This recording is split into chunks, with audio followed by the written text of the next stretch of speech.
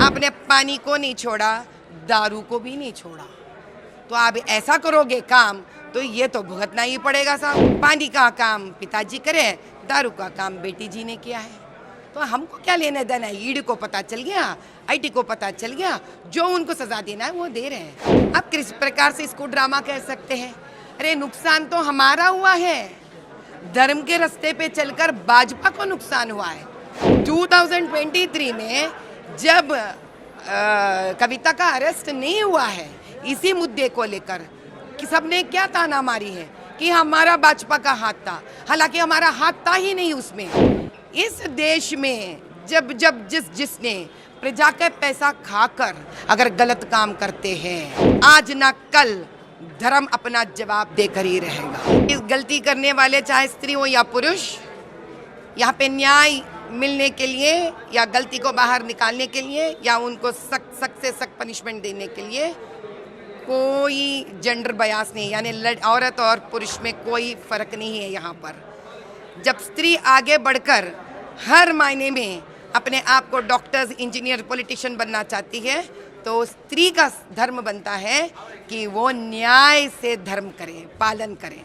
अगर आप इसको छोड़कर आप इस प्रकार के स्कैम्स करते रहोगे तो तब तो आपको सज़ा मिलनी ही चाहिए। तो सज़ा थोड़ी देखती है पुरुष है स्त्री है। बीआरएस पार्टी इसको इलीगल कह रही है क्योंकि मैटर अभी सुप्रीम कोर्ट में है, फिर भी अरेस्ट किया गया है क्योंकि प्राइम मिनिस्टर मोदी यहाँ पर है और उनका रोड शो चल रहा है। उसी दौरान एमएलसी कविता को अरेस्ट किया गया है। इसको इलीगल बताया क्या कहना? सर मैं एक बात बताती हूँ आपको, जहाँ उन्होंने आज तक ओल्ड सिटी में, मैं मुद्दा यहाँ तक लेके आती हूँ, हैदराबाद लोकसभा पार्लियामेंट में आपने फ्लाईओवर्स नहीं डाली है, तो ये गलत काम नहीं है। गलत काम नहीं, आपने गलत काम नहीं किया है। आपने तो एक के पीछे एक गलत काम किया है। आपने जब वो डैम बनाया है, पूरे टूट रहा है वो, ये गलत काम नहीं है। जब आप गलत काम करोगे, आपने पानी को नहीं छोड़ा, दारू को भी नहीं छोड़ा, तो आप ऐसा करोगे काम तो ये तो भुगतना ही पड़ेगा साहब। तो भुगत रहे। पानी का काम पिताजी करे, दारू का काम बेटी जी ने किया है, तो हमको क्या लेने देना है। ईडी को पता चल गया, आईटी को पता चल गया, जो उनको सजा देना है वो दे रहे हैं। अभी थोड़ी कोई ये देख के आएगा आपके घर कि आपने क्या, उनको कोई काम दाम नहीं है ईडी को और आईटी को। क्या इतना आसान है ये बात? कोई डॉक्यूमेंट तैयार कर सकता है किसी के ऊपर इतना बड़ा मुद्दा लेकर? इतना आसान है क्या? प्रजा सवाल नहीं करेंगे, पूछेंगे नहीं?